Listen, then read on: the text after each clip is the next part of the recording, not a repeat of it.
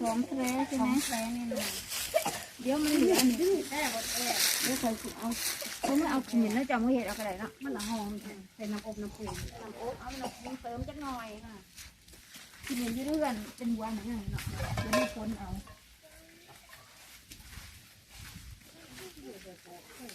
ฮะเห็นอยู่ใส่สองหัว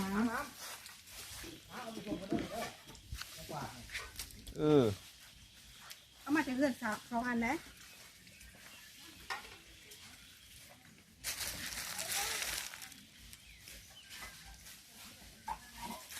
บนเป็นรถน้ำทั่ว